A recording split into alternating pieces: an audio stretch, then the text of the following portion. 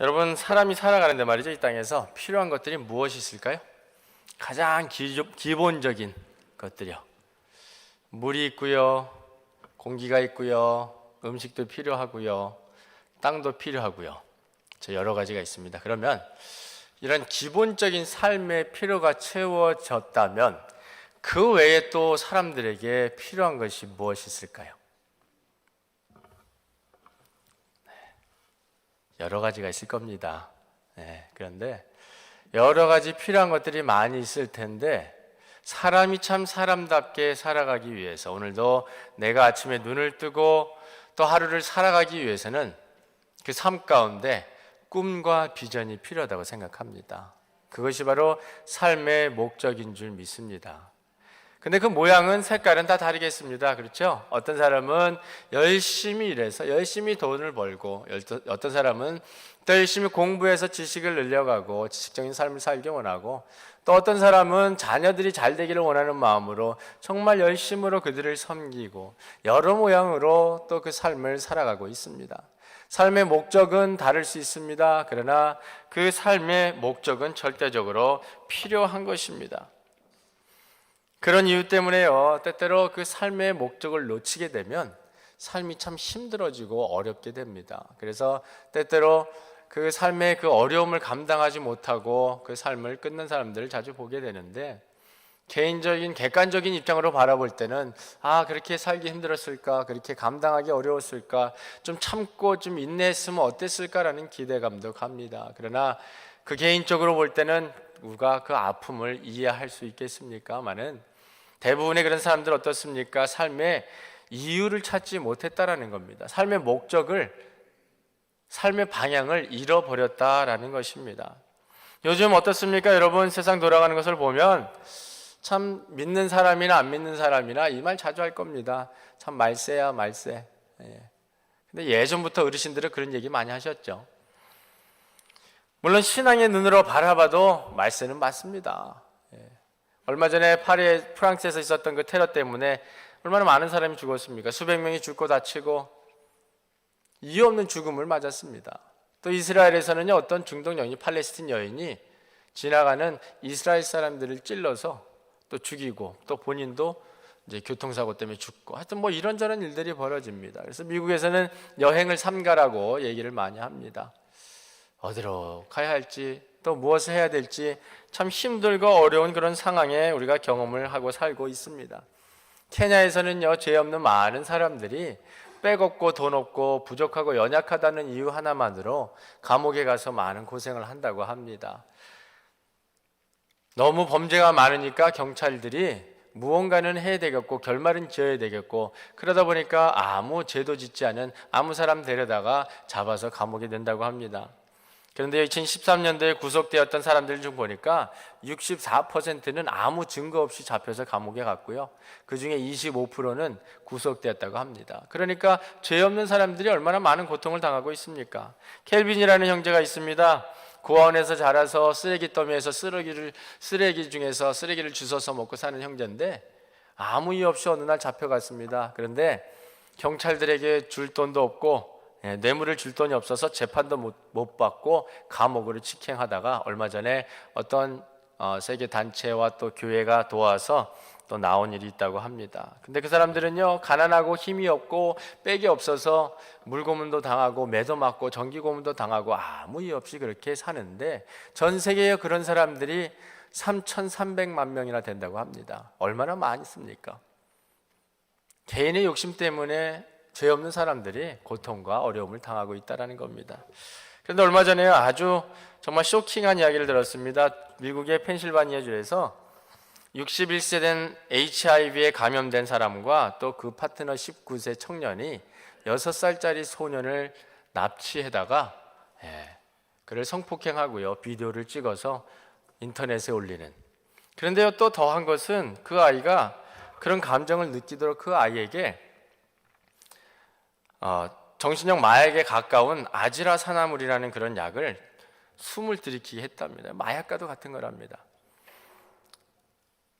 근데 이 사건을 맡은 변호사가 이렇게 얘기를 합니다. 너무나도 철두철미하게 계획하고 이루어진 사건으로서 인간으로 해서는 안 될 참으로 악마와 같은 짓을 이 두 사람들은 하였다. HIV에 감염이 된 걸 알고요. 또 6살짜리 아이입니다. 이야기를 읽으면서 제가 얼마나 화가 나고 얼마나 이 속이 뒤집어지던지요. 저도 모르게 욕이 나오더라고요. 정말 이 나쁜, 이 미친, 그냥 제가 너무나도 화가 나가지고요. 그렇지 않습니까, 여러분? 이런 이야기들을 들을 때 미치지 않고서는 어떻게 이런 일을 할 수 있겠습니까? 인간의 탈을 쓰고 정말 자기의 욕심 때문에 이 한 사람의, 한 아이의, 또 한 가족의 인생을 송두리 그냥 무너뜨려 버린 그런 일들 아닙니까? 이 사람들을 어떻게 해야 될까요? 이런 글들을 읽으면서 이 나쁜 놈들 하는데요. 제가 지난주에 말씀을 준비하면서 이사야서를 읽다가 깨달은 게 있습니다. 나쁜 놈들 했는데 알고 보니까 그 나쁜 놈이 저더라고요. 세상적인 안목으로 봤을 때는, 그냥 세상적인 스탠다드로 봤을 때는 제 자신을 보면서 그래도 이 정도면 괜찮지 않겠는가, 성격적으로도 큰 문제가 없고 잘 살고 있고 자녀들 잘 키우고 있고 또 열심히 사역한다고 사역도 하고 있고, 세상적인 기준으로 세상적인 잣대로 봤을 때 또 남을 괴롭게 한 일도 별로 없고 남을 때려 죽인 적도 없고 남의 인생을 망가뜨린 적도 없고, 그런 일들을 생각하면서 그래도 이 정도면 나 같은 사람이면 그래도 괜찮은 사람 아니겠는가라는 생각을 하고 있었습니다. 그런데 성경의 기준으로 비춰보니까요, 이사야서를 읽으면서 그 당시에 이스라엘 백성들의 삶을 생각하고 하나님의 말씀을 묵상하면서 또 주님의 말씀을 묵상하면서요, 저에게 어떻게 보면 충격이 다가왔습니다. 그 말씀을 보면서 정말 나도 인간적인 생각으로는 괜찮다고 생각을 했는데 성경의 말씀에 비추어 보니까 정말 보잘것없는 죄인이구나, 정말 볼품없는 연약한 죄인이구나 라는 것을 다시 한번 깨닫게 되었습니다. 왜냐하면 로마서 3장 10절에 보니까요, 의인은 없나니 하나도 없으며 라고 말씀합니다. 저와 여러분들은 아무리 내가 의롭게 생각하고 내가 거룩하다 생각하고 내가 아무리 잘 살고 있다 생각해도 의인은 아닙니다, 여러분. 예수 그리스도가 없이는 우리가 의인이라고, 의로운 사람이라고 칭함을 절대로 받을 수가 없다는 겁니다. 이 세상에 의인은 하나도 없다고 말씀합니다. 마태복음 5장에 주님께서 하신 말씀을 보니까 어떻습니까?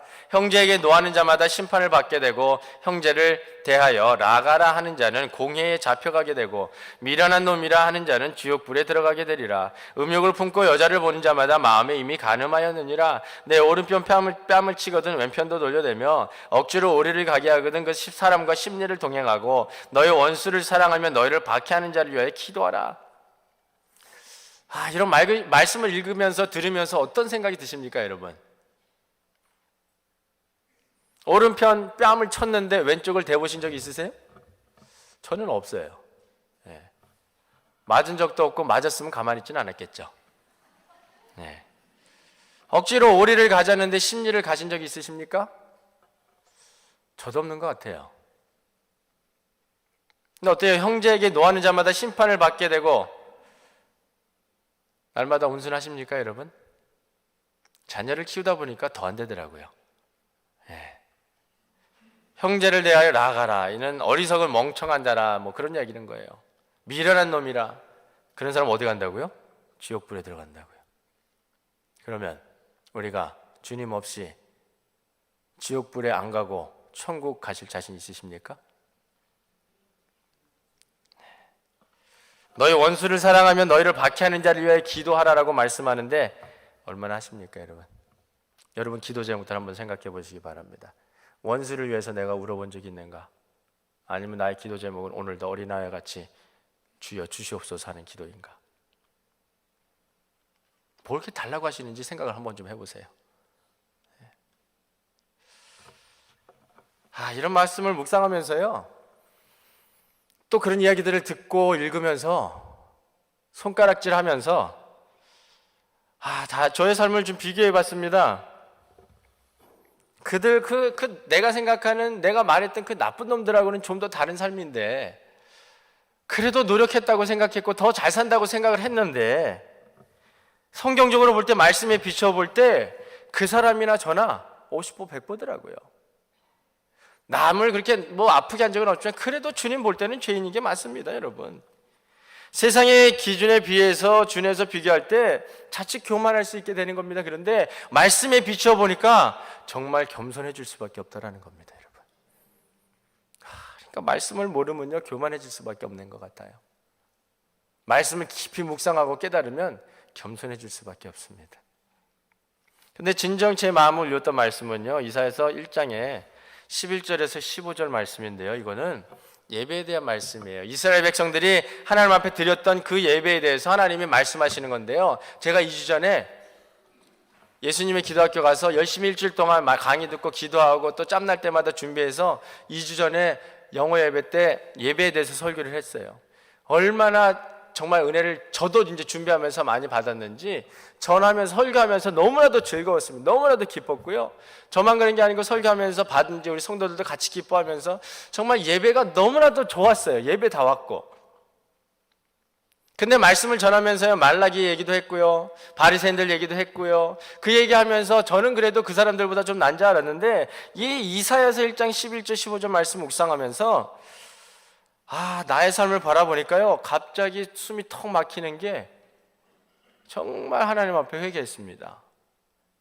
어저께 새벽에요, 또 말씀 준비하면서도 계속 저도 모르게 회개가 터져 나오고 정말 눈물 뿌리면서 기도했어요.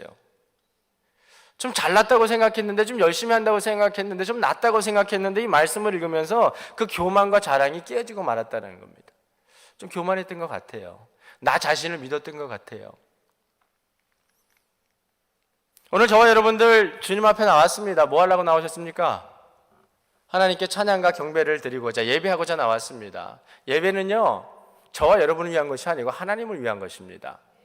하나님 중심의 예배를 드리는 겁니다. 나 위한 것이 아니고 주님 중심이에요. 그 예배라는 것은요, 이곳에서 예배당에서 끝나는 게 아니고 이곳에서 시작으로 24시간 7일 동안 계속되는 게 예배입니다. 그런데요, 우리가 예배 드린다고 하는데, 주님 섬긴다고 하는데, 크리스찬이라고 하는데, 주님 닮아간다고 하는데, 나의 삶의 중심은 누구냐라고 생각을 해봤더니 한탄이 나오더라고요. 한숨이 쉬어지더라고요. 내가 정말 주님에서 산다고 했는데 매 순간순간 매일매일 삶 속에서 정말 나를 위해서, 내 이익을 위해서 살았던 적이 얼마나 많은가.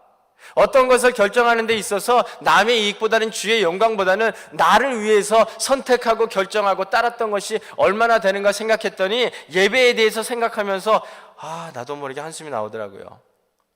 우리의 기도가요, 우리의 섬김이요, 정말 하나님 앞에 영광이 되고 하나님 앞에 기쁨이 되고 우리의 찬양이 주님께서 기뻐 받아주시는 그런 거룩한 찬양이 되어야 되는데, 입술은 열어서 찬양하고 입술은 열어서 기도하는데 나의 삶을 돌아봤더니 아직도 완전히 주님 중심이 아니고 내가 있더라는 겁니다, 여러분. 그러니까요, 우리는 죄인입니다. 그러니까 목회자로서요, 또 우리 교회 리더들로서요, 신앙인들로서요, 자칫 잘못하면 교만에 빠지기가 쉽다라는 겁니다. 자칫 잘못하면 우리를 좀 나 자신의 우월감을 가질 수 있게 됩니다. 최소한 신앙 안에서는, 말씀 안에서는 내가 좀 낫지라고 생각을 하게 되는데요, 주님의 눈으로 보실 때는 말씀에 빗대어 보니까 그게 그거라는 거예요. 내 삶 속에서 넘어지고 실수하는 나의 교만함과 또 부족함을, 연약함을 생각해 보니까 정말 나는 죄인이구나 생각하게 되더라는 거예요. 여러분, 지난 일주일의 삶을 좀 생각해 볼까요? 어떠셨습니까? 일주일 동안 살아가면서 내내 정말 기쁘고 즐거우셨습니까? 일주일 내내 살아가면서 다른 사람한테 싫은 소리 하나도 안 하고 다 내가 감당하고 다 내가 헌신하고 내가 죽고 죽어서 주의 영광이 드러났습니까? 그 일주일의 삶을 좀 생각해 보면서 우리 이사야서 1장 11절에서 15절 말씀 한번 보겠습니다. 이 말씀을 좀 생각하면서 천천히 좀 같이 읽었으면 좋겠어요. 읽어보겠습니다. 시작. 여호와께서 말씀하시되 너희의 무수한 재물이 내게 무엇이 유익하뇨? 나는 수장의 번제와 살찐 짐승의 기름에 배불렀고 나는 수송아지나 어린 양이나 숫염소의 피를 기뻐하지 아니하노라. 너희가 내 앞에 보이러 오니 이것을 누가 너희에게 요구하였느냐? 내 마당만 밟을 뿐이니라. 헛된 재물을 다시 가져오지 말라. 분향은 내가 가증 여기는 바요. 월삭과 안식일과 대회로 모이는 것도 그러하니 성에 아울러 악을 행하는 것을 내가 견디지 못하겠노라. 내 마음이 너희의 월삭과 정한 절기를 싫어하나니 그것이 내게 무거운 짐이라. 내가 지기에 곤비하였느니라. 너희가 손을 펼 때에 내가 내 눈을 너희에게서 가리고 너희가 많이 기도할지라도 내가 듣지 아니하리니 이는 너희의 손에 피가 가득함이라.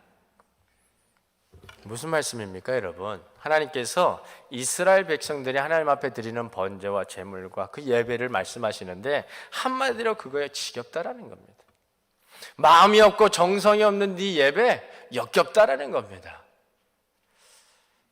기쁨이 되어야 되고 하나님 앞에 영광이 되어야 되는데 정말 정결한 마음으로 바쳐져야 되는데 그렇지 않다 보니까요, 하나님이 그들의 예배를 바라보면서 뭐라고 하세요? 무거운 짐이라고 얘기합니다.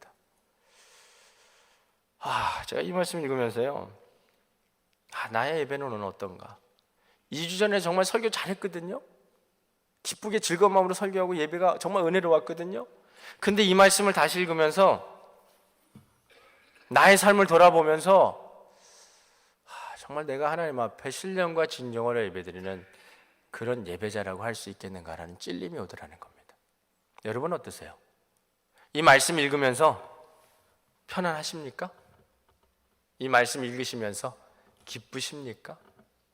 이 말씀 읽으시면서 그래, 나는 참 잘하고 있어, 칭찬하게 되십니까? 진지하게 우리가 좀 생각을 좀 해봐야 될 것 같습니다. 예배에 목숨을 건다고 했고요, 주님을 섬기고 있고요, 목회자로서 매일마다 다 나와서 기도하고 있고요. 그런데 어느 순간에 제 마음속에 바리새인과 같은 마음이 있었다라는 것을 발견하게 되었습니다. 그것을 깨닫게 해주셨는데 그게 너무나도 얼마나 마음이 아픈지요. 그냥 저도 모르게 눈물이 나더라고요. 하나님 용서해 주시옵소서.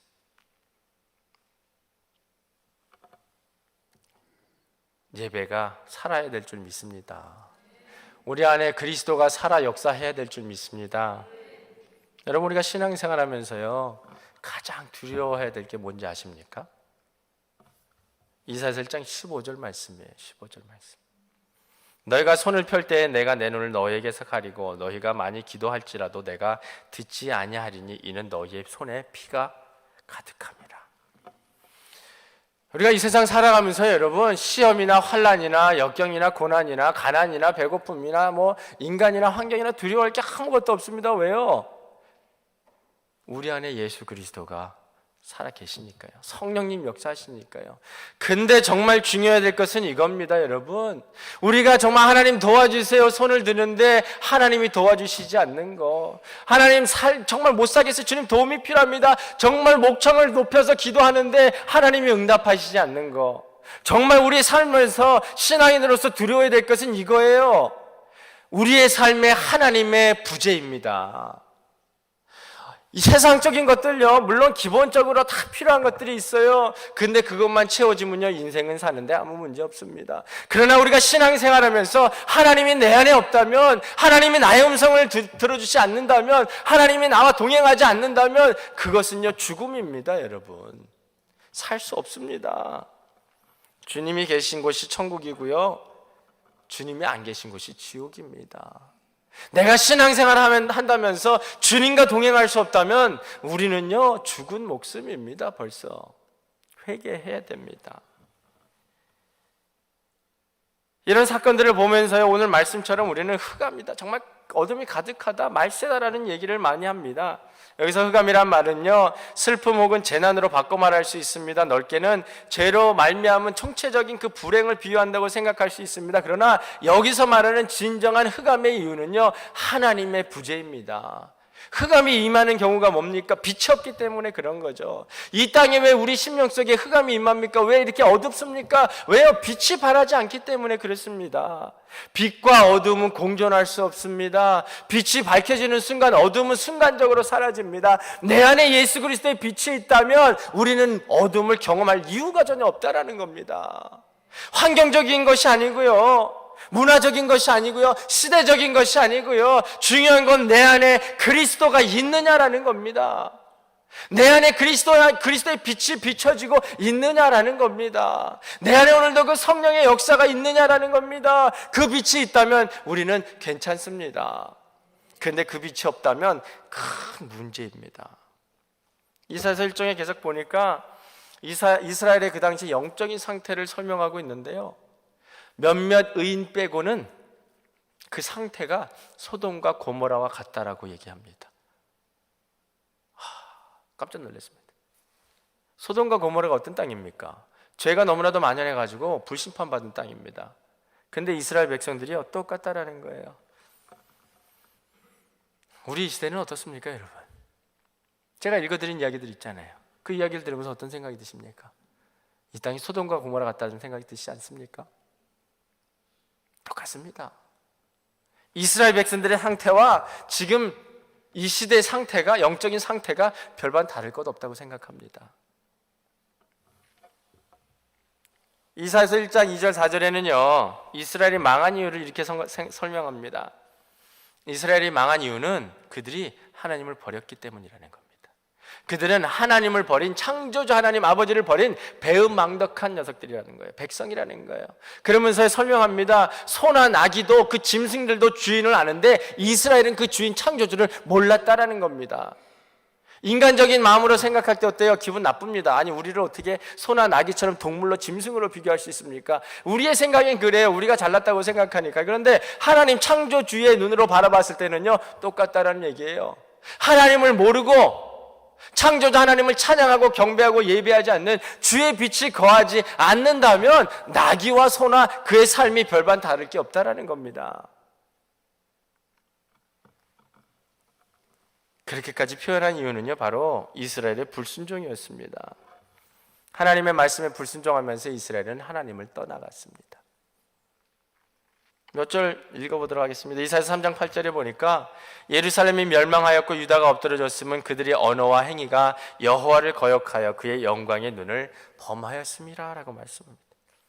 29장 13절 보니까 주께서 이르시되 이 백성이 입으로는 나를 가까이하며 입술로는 나를 공경하나 그들의 마음은 내게서 멀리 떠났나니 그들이 나를 경외함은 사람의 계명으로 가르침을 받았을 뿐이라. 입으로만 립서비스 했다라는 얘기입니다. 여러분, 우리 예배가 립서비스가 되지 않기를 예수님으로 축복합니다.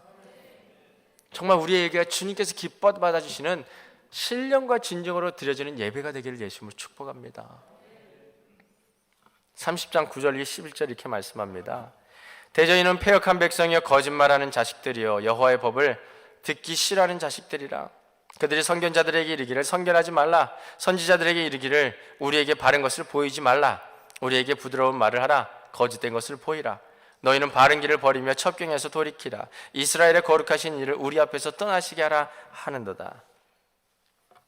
이 말씀을 읽으니까 어떻습니까? 하나님께서 왜 그들의 예배가 역겨웠다고 얘기하시는지 이해가 가십니까?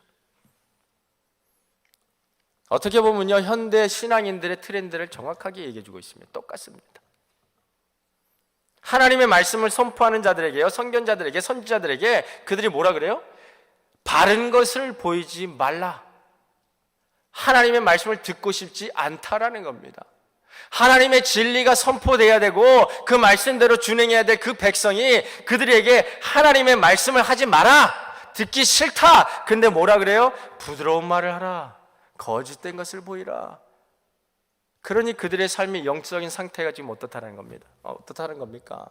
죽었다라는 겁니다. 죽었다. 하나님의 말씀, 진리의 말씀의 선포를 싫어합니다. 왜요? 하나님의 말씀은 살아서 운동력 있고 역사하는 거기 때문에 우리의 심령을 뭐예요? 검과 같이 날선 검처럼 쪼개는 말씀입니다. 진리이기 때문에 그렇습니다. 그래서 우리가 죄 지을 때, 우리가 잘못할 때, 실수할 때 말씀을 통해서 깨달음을 받고 도전받고 변화되는 거예요. 그런데요 현대 신앙인들 어떻습니까? 싫어합니다. 강단에서 하나님의 말씀이, 능력의 말씀이, 진리의 말씀이 선포되는 거예요. 싫어해요. 이런 말씀 듣는 거 별로 좋아하지 않습니다. 이런 말씀이 전파되면 어때요? 왜 나를 까는 설교를 하나? 그렇지 않습니다, 여러분. 목회자들이 그렇게 한심하고 할 일 없는 사람들 아닙니다. 하나님의 말씀을 전하는 사람들입니다. 기도하는 사람들입니다. 할 일 없어서 그거 하겠습니까? 아닙니다. 오해하지 마시기 바랍니다.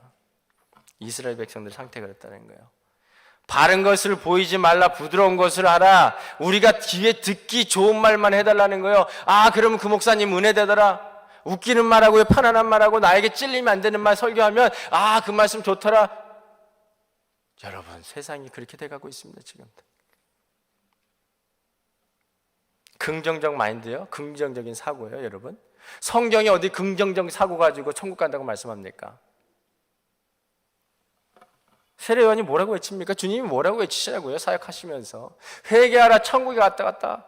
독사의 자식들이라고 외쳤습니다. 이 시대에 독사의 자식이라고 외쳤다면 아마 돌 맞을 겁니다. 그렇죠? 하나님의 말씀은요, 이렇게 우리의 심령을 쪼개는 진리의 말씀입니다. 우리가 너무나도 연약하고 또 부족한 연약한 죄인들이기 때문에 우리의 심령 후벼 파서 정말 그 마음이 좀 아프고 어렵고 힘들어도 변화되고 힘들어 서갈 수 있도록 능력의 사람들로 세워가기 위해서 말씀이 선포되어야 되는데, 많은 사람들이요, 그런 말씀 굉장히 부담스러워합니다. 듣기 싫어합니다. 왜 그렇습니까? 영이 병들었기 때문에 그래요. 여러분, 긍정적인 마인드 갖고요, 천국 못 갑니다. 네? 그냥 좋은 설교만 들으려고 하지 마세요. 좋은 설교는요, 정말 나의 심령을 쪼개는 게 좋은 설교입니다. 그리고 내 안에 심령에 찔림이 있다고, 말씀을 통해서 정말 좀 아픔이 있다면 그게 은혜고 그게 축복인 줄 믿습니다. 정말 이런 말씀 읽으면서요, 눈물 뿌릴 수 있는 것이 은혜인 줄 믿습니다. 이런 말씀 읽으면서 하나님, 제가 잘못했습니다, 무릎 꿇을 수 있는 것이 진정 신앙인의 모습인 줄 믿습니다. 아, 이건 또 뭐야, 아이 뭐야, 아니죠 여러분. 은혜가 없는 사람들은요, 이런 말씀을 읽으면서 아이 못된 놈들, 이스라엘 백성들 그거밖에 안 되나? 그런 많은 것을 경험하고 많은 것을 누린 자들이 그거밖에 못하나 할 수 있어요. 그런데요, 내가 죄인인 것을 깨닫고 나에게 정말 주님의 빛이 필요하다는 것을 느끼고 경험하는 사람들, 은혜가 풍성한 사람들은요, 하나님 잘못했습니다, 내가 바로 그 나쁜 놈입니다 하는 거예요. 좀 깨달으셨으면 좋겠습니다.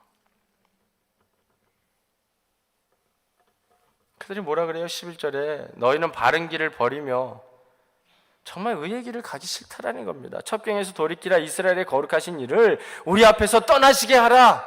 하나님도 싫다라는 거예요. 이제 그러면서 뭐 예배를 드립니까? 뭐 제물을 드립니까? 정말 저와 여러분들의 심령이 이런 화인 맞은 자들이 되지 않기를 예수님으로 축복합니다. 이런 말씀을 읽으면서요, 들으면서도 아무 감정이 없다면 정말 주님 앞에 무릎 꿇어야 됩니다. 기도해야 됩니다. 여러분, 너무나도 무서운 말씀 아닙니까? 하나님 필요 없으니까, 하나님 말씀 듣기도 싫으니까 하나님 떠나가라 해라. 너는 그런 말들 하지 마라. 나는 내 멋대로 내 뜻대로 살겠다. 내가 하고 싶은 대로 살겠다. 하나님이 어디 있느냐? 그런 교만이 어디 있습니까 여러분? 큰일 날 소리입니다.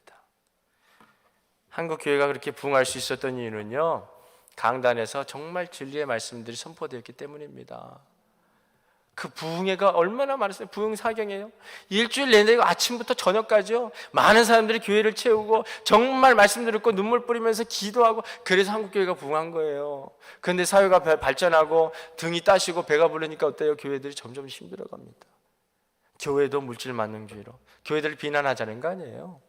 그런데 기도 안 하니까, 강단에서 정말 그럴 말씀들이, 이런 말씀이 선포되지 않으니까, 그냥 귀에 듣기 좋은 얘기 하니까, 그러니까 교회가 힘들어지고 어려워지는 겁니다. 여러분, 말씀을 보다 보니까요, 말씀을 비춰보다 보니까 정말 내가 너무나도 연약하고 부족한 존재라는 것을 깨닫게 됩니다. 물론 여러분도 매일매일 말씀 묵상하시면서 또 그런 것을 느끼게 될 줄 믿습니다. 그런 것들을 좀 깊이 묵상하고 깊이 좀 간직하셨으면 좋겠어요. 좀 오래오래 좀 기억하시기 바랍니다. 여러분, 오늘 말씀에 보니까 흑암에 행하던 백성이 큰 빛을 보고 사망의 그늘질 땅에 거주하던 자에게 빛이 비치도다. 무슨 말씀이에요? 지금 우리가 정말 어두운 세상에 살고 있는 것 같은데, 그런데 중요한 것은요, 우리 자신이 빛으로 나아갈 수는 없다라는 거예요. 우리 자신이 빛이 없어요. 그러니까 어떻게 해요? 빛이 우리에게 비춰야 되는 거예요. 그게 바로 예수 그리스도라는 겁니다. 오늘요 우리가 크리스마스를 준비하면서 대강절을 시작하는 첫 주일입니다. 대강절은 크리스마스 4주 전부터 주님의 초림과 재림을 기대하면서 우리가 기념하는 거예요. 근데 이것을 준비하면서 우리가 기억해야 될 것이 있습니다. 우리 구주 예수님의 오심을 진정 감사하면서 기뻐하면서 예수님의 오심을 환영하고 찬양해야 될 줄 믿습니다. 그래서 그 영광 가운데 거해야 될 줄 믿습니다. 그 빛 가운데 거해야 될 줄 믿습니다. 그 축복을 누려야 할 줄 믿습니다. 여러분, 크리스마스 좋습니다. 선물 나누고요, 파티하고요, 좋아요. 하세요. 나누세요. 얼마나 좋아요. 나눌 수 있다라는, 줄 수 있다라는 축복을 누리는 거 아주 축복된 겁니다. 하세요. 그런데 부탁드리기는요, 가족들이 모여서, 형제자매들이 모여서 같이 식사를 나누고 선물을 나누고 사랑을 나눌 때 그곳에 주님의 임재가 있기를 예수의 이름으로 축복합니다. 가족들이 모여서 떡을 떼고 찬을 나눌 때 하나님을 찬양하고 기도하는, 하나님의 말씀을 나누는 역사가 임하고, 그곳에 하나님의 성령의 놀라운 역사가, 은혜와 회복의 역사가 임하기를 예수의 이름으로 축복합니다. 모여서 먹고 즐기는 거 좋아요. 그러나 그것으로 끝나면 무슨 의미가 있겠느냐라고요, 여러분. 그곳에 하나님의 사람들이 모여서 하나님의 이름을 높이고, 또 하나님을 모르는 사람도 있겠지만, 그러나 그 안에서 하나님의 임재를 경험할 수 있다면, 그의 심령이 열려지고 하나님 앞에 나올 수 있다면, 그거보다 더 귀한 게 어디 있겠습니까, 여러분. 대강절이라는 거요, 여러분, 우리가 대강 대충 지나는 절기가 아니고요, 정말 하나님이 탄생하심을, 예수 그리스도에서 이 땅에 오심을 감사함으로 나가는 절기입니다. 그러니까 더 열심히 기도해야 되고요, 더 마음 준비를 잘하고요, 성탄 예배를 드릴 때 정말 그 하나님의 은혜가 우리 안에 임해야 되는 거예요. 성탄절이 매년에 한 번씩 있으니까 그냥 같이 모여서 찬양이나 하고 예배나 하고 활동하고, 그게 아닙니다, 여러분. 성극을 하고 찬양하는 이유는 그 영광된 주님이 이 땅에 오셨기 때문에, 영광 받으시기에 합당한 분이기 때문에, 우리의 재능을 다해서, 우리의 입술을 열어서, 우리의 가진 것을, 모든 것을 동원해서 하나님 앞에 영광을 돌리는 거예요, 여러분. 그냥 재미있자고 성극하는 거 아닙니다. 그 예수 그리스도께서, 하나님께서 귀하신 분이 인간의 몸을 입고 이 낮고 낮은 곳까지 오셨음을 기억하며 감사하며 찬양하고 영광 돌리자라는 거예요. 그게 대강절입니다, 여러분. 오늘 시작이에요. 계속해서 그 예수님의 임재를 소망하시면서 좀 누리시기를 바랍니다. 주님께서 이 땅에 빛으로 오셨는데요, 첫 번째는 생명의 빛으로 오셨다라는 거예요. 요한복음 1장 4절 보니까 그 안에 생명이 있었으니 생명은 사람들의 빛이라 라고 말씀하고 있습니다. 헬라어에 생명이라는 단어가 세 가지 있는데요, 육신적인, 정신적인, 영적인 것입니다. 그 주님께서 우리에게 주신 생명이 육신적인 것이라면 우리는 영원히 늙지 않을 겁니다. 그럼 아마 세상의 모든 사람들은 예수 믿으려고 환장할 겁니다. 근데요, 주님께서 우리에게 주신 생명은 육신적인 생명이 아니에요. 육신은 썩어져 없어질 겁니다. 그러나 영생하는 축복입니다.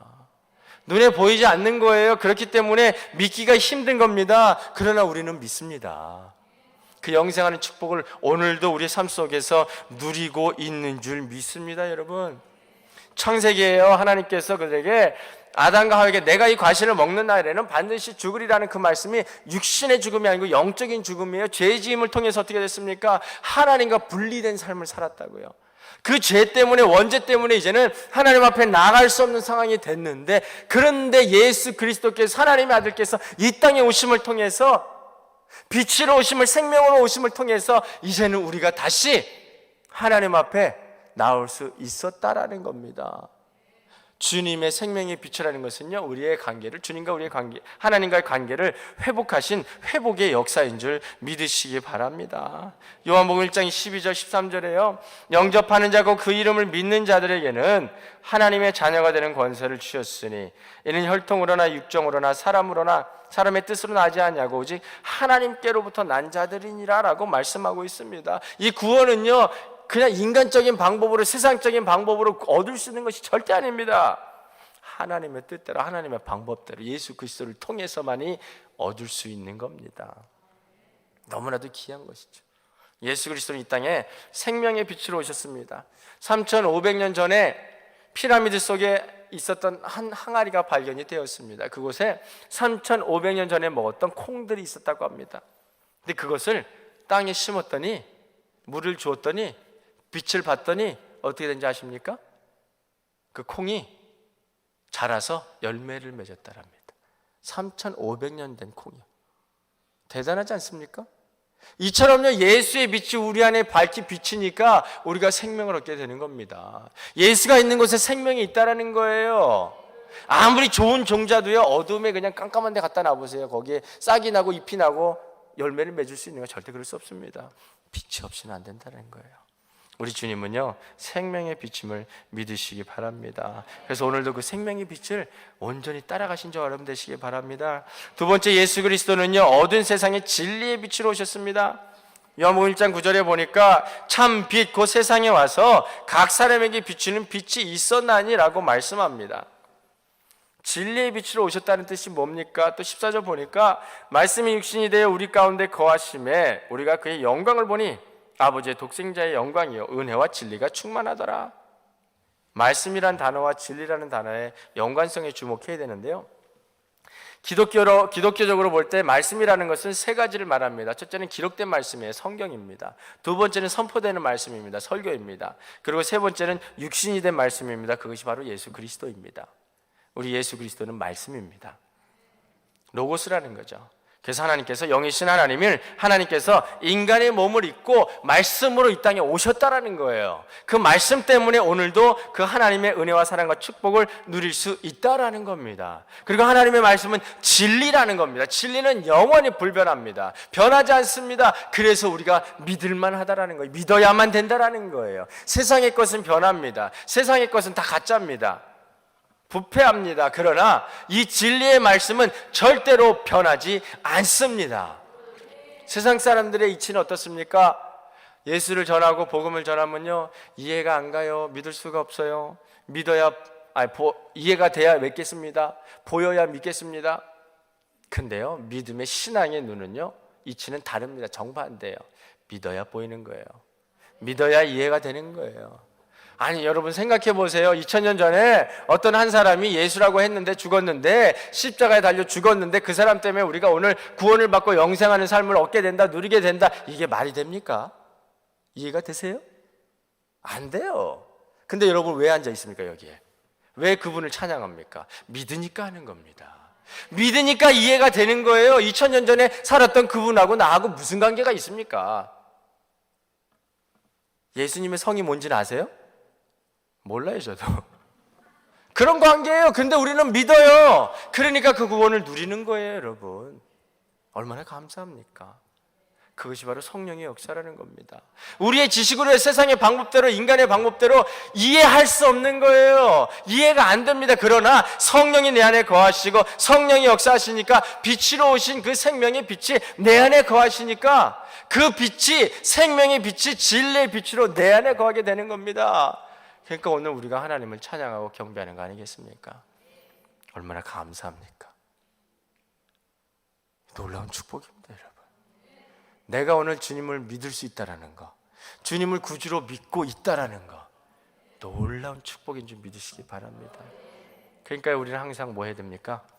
감사해야죠. 감사해야 됩니다. 그리고 진리의 말씀대로 진리를 가진 자들답게 살아야 됩니다. 그래서 어디를 가든지 진리를 선포할 수 있어야 됩니다. 세 번째, 예수 그리스도는요, 어두운 세상에 은혜의 빛으로 오셨습니다.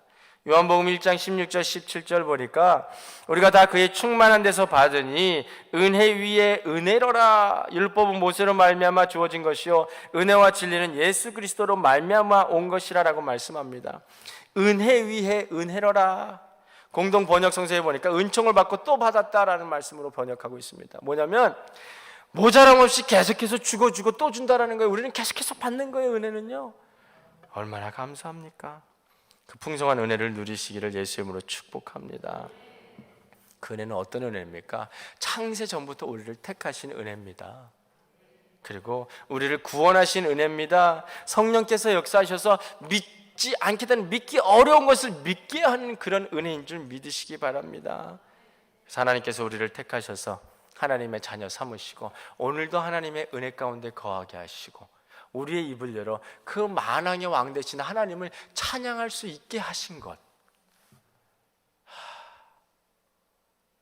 놀라운 일 아닙니까, 여러분? 세상에 있으면 뭐 하겠습니까? 유행가나 부르고 맨날 인간의 사랑이나 타령하고 노래하고 하겠죠. 그런데 하나님께서 만드신 이 입을 가지고 그 거룩하신 하나님을 찬양할 수 있다는 것, 하나님께서 만드신 이 몸을 가지고 그 위대하신 하나님을 섬길 수 있다는 것, 하나님의 몸된 교회를 세워갈 수 있다는 것, 대단한 사건 아닙니까 여러분? 예수께서 이 땅에 오셔서 인간의 몸을 입고 오셨다는 거요, 놀라운 사건입니다. 우리가 죄인임을 깨달을 때 그게 믿음으로 오는 거예요. 그것이 믿어질 때요, 정말 우리의 삶 속에 축복이 넘치는 줄 믿습니다. 영국에요, 제임스 심슨이라는 산부인과 의사가 있었습니다. 스코틀랜드 출신인데 가난한 집에서 자랐습니다. 근데 공부를 잘했던 것 같아요. 에딘버러 대학에 입학하게 되었고 29살의 젊은 나이에 그 대학의 교수가 되었습니다. 근데 이 사람이 수술을 하다 보니까요, 사람들이 너무나도 괴로워하는 거예요. 어떻게 하면 이 사람들이, 환자들이 좀 안 아프게 수술을 할 수 있을까라고 묵상하던 중에 창세기 2장을 읽게 되었습니다. 여호와 하나님이 아담을 깊이 잠들게 하시니 잠들매 그가 그 갈빗대 하나를 취하고 살로 대신 채우시고, 여호와 하나님이 아담에게 취하신 그 갈빗대로 여자를 만드시고 그를 아담에게로 이끌어오시니, 대수술이었죠. 대수술. 갈빗대 하나를 뽑아가셨습니다. 근데 보니까 아담이 아파했단 말은 하나도 없어요.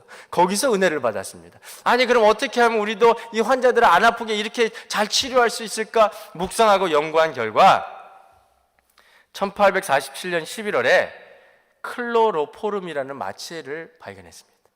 그래서 1853년에 영국의 빅토리아 왕후가 왕자를 분만할 때 이 약을 사용해서 아주 성공을 이루었습니다.